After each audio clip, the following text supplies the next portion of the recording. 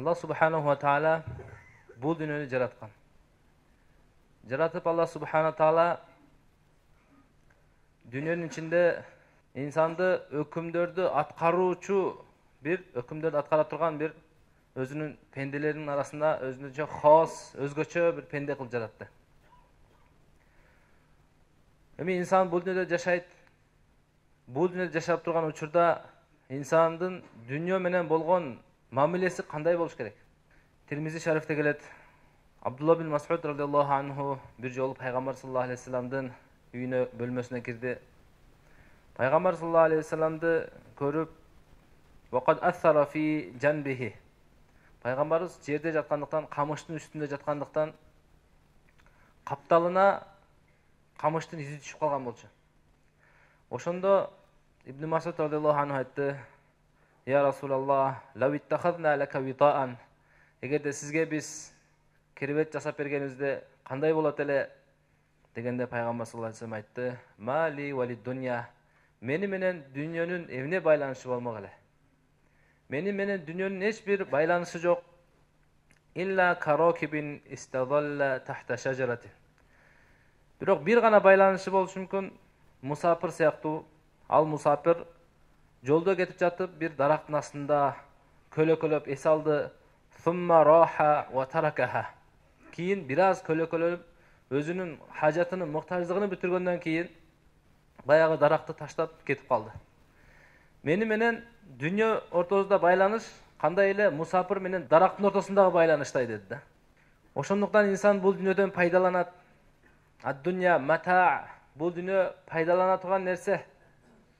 Дүйнөгө өтө берилип кете турган болсо инсанга зыян болот.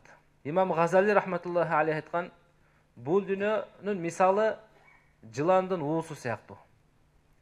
Эгер ошол ууну алып туруп, белгиленген өлчөмдө алып туруп, дары жасап туруп иче турган болсо, ден соолукка пайда. Эгерде аны көп кошуп ала турган болсо, илимини билбеген адам көп кылып алса, ден соолукка зыян болуп калат. Же Алла сактасын, өлүп калат да. Пайгамбар саллаллаху алейхи ва саллям башка хадисинде айтат: "Ад-дунья дару ман ла дару лаху." Бул дүйнө ушундай бир адамдын үйү, акыретте үйү жок адамдын үйү дейт да.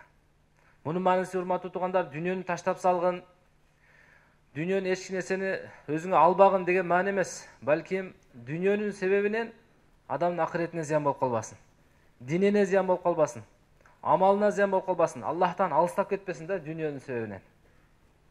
وَمَالُ مَنْ لَا مَالَ لَهُ Бул дүйнөдө акча, байлык деп жүрө бере турган болсо, акыретин курбай турган болсо, анда акыретте анын эч бир байлыгы жок, эч бир соопсуз калып калат да.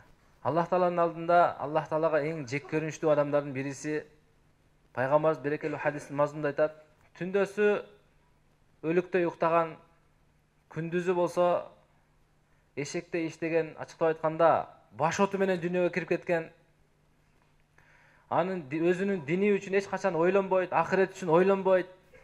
Сахабун фил асвак жана базарларда кыйкырып жүргөн адам бул Аллах Таалага жакпайт дейт. Пайгамбарыбыз башка өзүнүн берекелүү хадисинде айтат: "Ма ухия илейя ан ажма'ал мал ва акуна минат тажирин."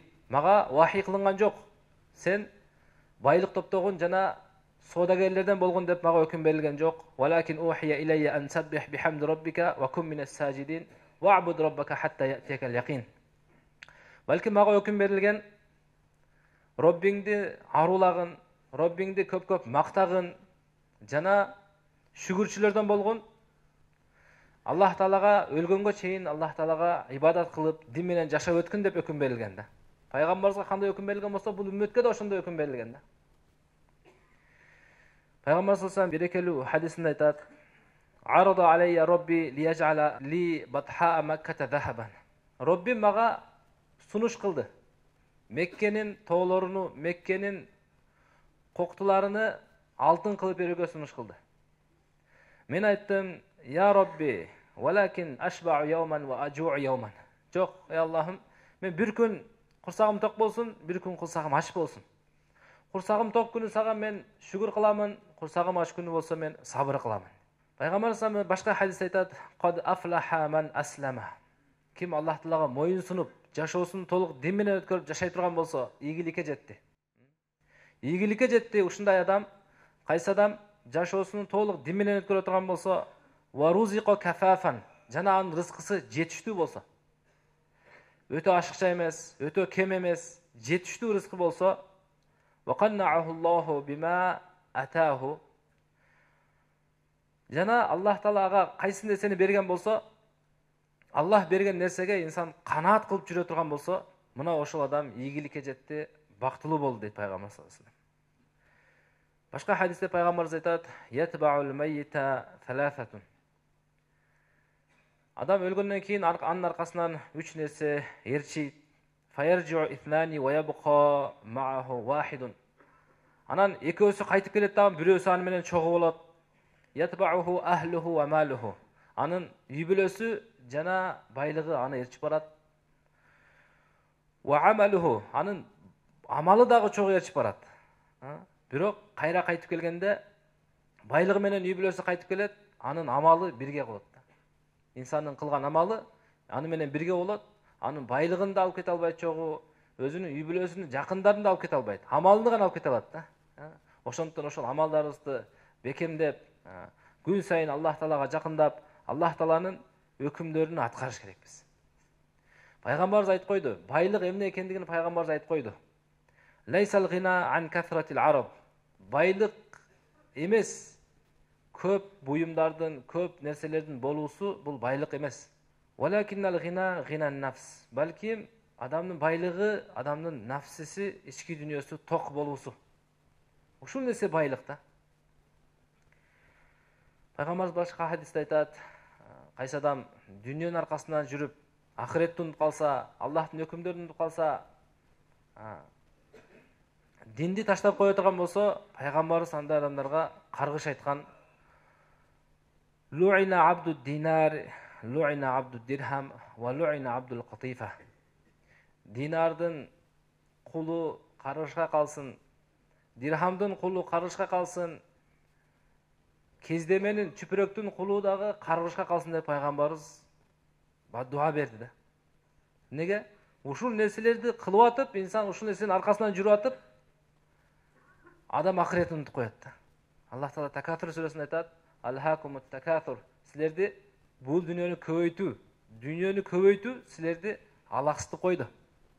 Дүйнөнүн аркасынан жүрүп, байлыкты көбөйтүү силерди алаксытып койду. Хатта зуртумул макабир. Кабырга чейин. Инсан кабырга чейин, кабырга өлгөнгө чейин инсанды дүйнө алаксытат да. Амалдан, имандан, ахлагына менет кылдан, жашоого дин алып келүүдөн, динди башкаларга жеткирүүдөн инсанды дүйнө алаксытып коет да. Ошондуктан Аллах Таала бул берген дүйнөнү туура пайдаланып, ошол дүйнөбүз аркылуу биз Аллахты ыраазы кылыш керекпиз да. Байлыгыбыз менен биз Аллах Тааланы ыраазы кылыш керекпиз. Бир сахаба сурады пайгамбарыбыздан: "Канткенде адамдар мени жакшы көрөт, Аллах Таала да мени жакшы көрөт." Пайгамбарыбыз айтты: "Изхад фид дунья юхиббукаллах." Сен дүйнөдөн оолак болгон, Аллах сени сүйөт. Дүйнөдөн оолак болгон, дүйнөнү сүйбөгөн, Аллах Таала сени сүйөт, Аллах Таала сени жакшы көрөт. Вазхад фима айдин нас юхиббукан нас. Жана сен адамдардын колундагы байлыкка көз атпагын, адамдардын колундагы байлыктан сен токпайсык болгон, адамдар сени жакшы көрүп калат.